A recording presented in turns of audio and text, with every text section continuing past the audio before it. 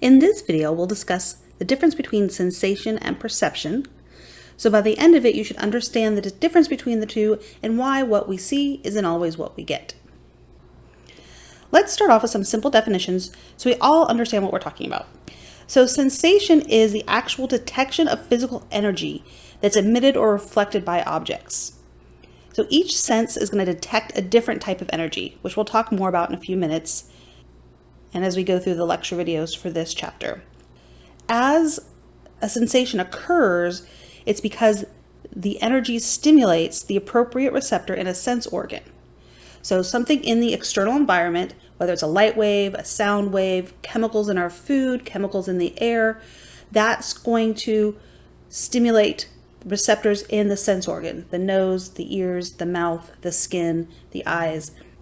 Perception, on the other hand, is the process by which the brain organizes that information and interprets all of this sensory information.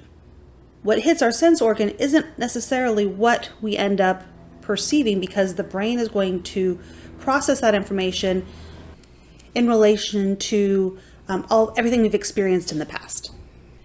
So if the definitions on the previous slide didn't quite get you to understand the difference between sensation and perception, hopefully this diagram will here. So the sensation happens at the sense organ.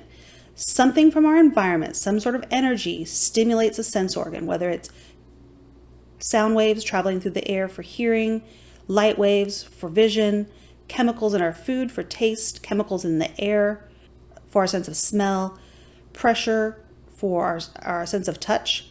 That's going to stimulate sense receptors in these sense organs, and that's going to send an action potential along a sensory nerve up into the brain. And it's going to travel to the appropriate cortical region. Of course, it has to relay in the thalamus before it goes on to the appropriate cortical region, unless it's the sense of smell. Besides those signals coming into the brain, we have experiences, expectation, values, culture, beliefs, education. All of those things are going to influence how we perceive that environmental stimuli. So the question is what you see what you get? So here's a famous visual illusion made into a meme. So the bartender is saying, "Can I see your ID?" Talking to the young woman, and then says, "Wait, never mind." Talking to the old woman. "Can you see both? Can you see the older woman? There's no ID needed. Here's the eye. Here's the mouth. Here's the nose." Or maybe you don't see the younger woman. Younger woman is a profile. Here's her eye. This is her hair. Little feather going up. And here are just another few illusions that kind of hit home the idea that our sensation and perception are two different things. And then what we perceive isn't always what hits our sense organs. So this is the Hermann grid illusion. It's commonly explained by the effect of lateral inhibition. So if you look at it, try to focus and count the number of black dots. Now for me, as I look at it, they're bouncing all around. Most people can see one at a time. If you shuffle your eyes from side to side, you might see a few, maybe even several at the same time. If you squint, maybe you'll see a few, more than one at the same time. I just see dancing little black dots. Here's another illusion. These are actually my kids, my daughter and my son. And this was my kids putting up with me nerding out at the Museum of Illusions in Denver. There's actually one here in LA too. So we went there this past summer, and this is the Ames illusion. So this illusion uses a distorted room that is in the shape of a trapezoid instead of a square. So our brain makes assumptions that rooms are square. And so that's how, because our brain has experienced that, and those are the expectations that we have. So now their image is hitting, those light waves are hitting our retina and taking that information in the brain.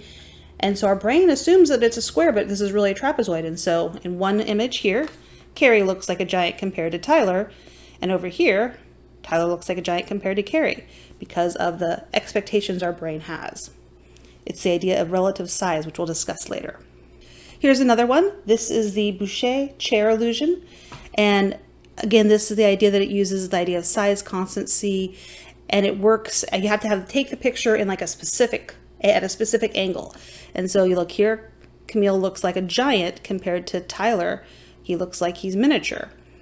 But I just put this over here for perspective to show you that Tyler is for sure taller than Camille. So again, this one manipulates some of those depth perception cues that we'll talk about a little bit later in the lecture videos, where it's relative size, overlap, linear perspective, all of those things come into play in this illusion.